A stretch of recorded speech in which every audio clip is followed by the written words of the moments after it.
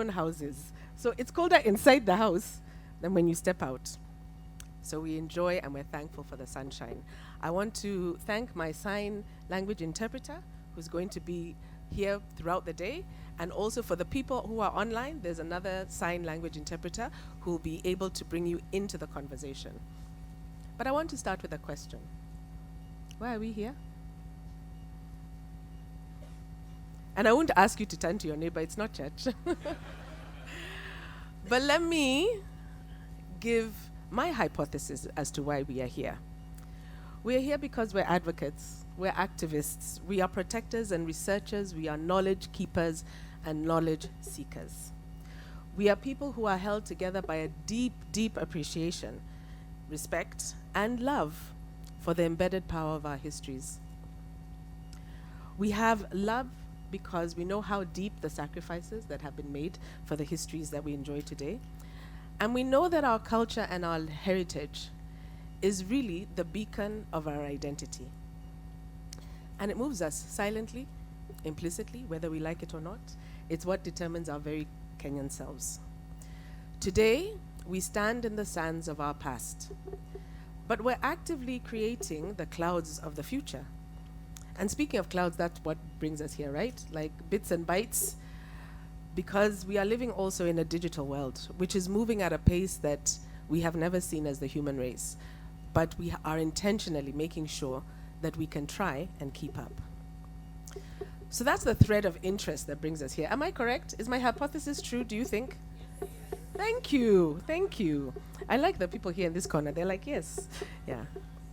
So that's the interest of what brings us here. But operationally, we were invited by the British Council that hosts bilateral cultural relations programs which are jointly created with partners in the UK and a partner country. This year, in collaboration with the partners in Kenya, we have the UK-Kenya season, which is a program of activities that celebrates creativity, innovation in the arts, culture, heritage, and tradition and education sectors. It was launched in May. How many people were at the launch at the British Council? That's why you're excited. You're like, yes, yeah. We have a few people who were here at the launch. But the most important thing is that the season doesn't end until November. So there's still a lot of opportunity for you to get ingrained, engaged, deepened, and connected through the UK-Kenya season.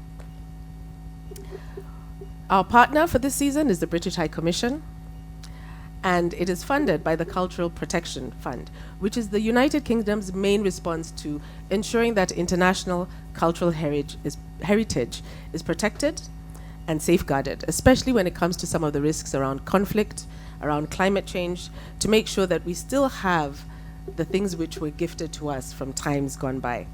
And I'd like you to find out more about the Cultural Protection Fund in the courtyard.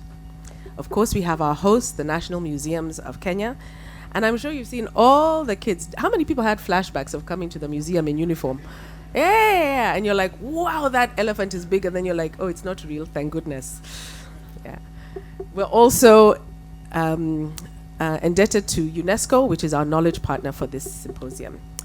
And with that, I would like to welcome you all to the Culture Grows Symposium, which is a key event of this UK-Kenya season 2025.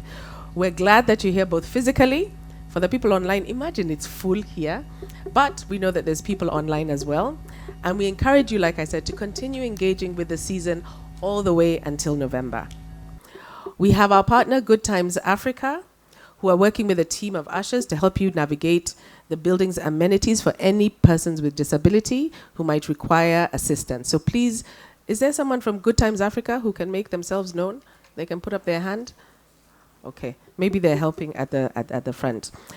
And then I wanted to remind us about the photography and videography disclaimer, which is on the signs all around. And essentially that means that by virtue of being here and signing up and registering, you're part of our photography and video engagement, right? So as we pan to the audience, please know that. If you are adamant about not being filmed, please make that known to the team that is at the back. Lastly, because this is a digital, this is an event that honors the digital. Our program is we'll have the QR code shown just now, but our program is online and people will be able to download that and keep it in your phone and make sure that you're following ahead with us. And then we have hashtags. Who are the people who are keyboard warriors or thumb warriors? Are you here? What to our Instagram? What to our Twitter? Because I'm still on Twitter. Yes.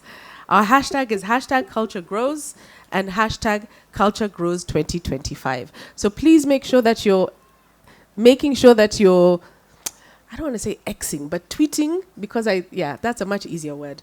Make sure that you're live on your preferred Instagram handle or your preferred social media handle, and making sure that people know that this event is happening, right? Because that's how we all grow together. And finally, if you want to follow the East Africa Arts Program on Instagram, it's at East Africa Arts, which is one word. And with that, I have now finished my housekeeping. So can we get on to the program? Yeah. Thank you. So I would like to invite my first speaker, who is one of the curators of this event, Professor Kimani Njogu. He's the director of Twaweza Communications, which is an arts, culture, and media organization here in Nairobi. He's also the chair of the Creative Economy Working Group, right? So when it comes to policy around creatives and our creative sector, he's the person to talk to. And the other thing is that because he's a linguist, Swahili ndio lugha yake. Yes, karibu.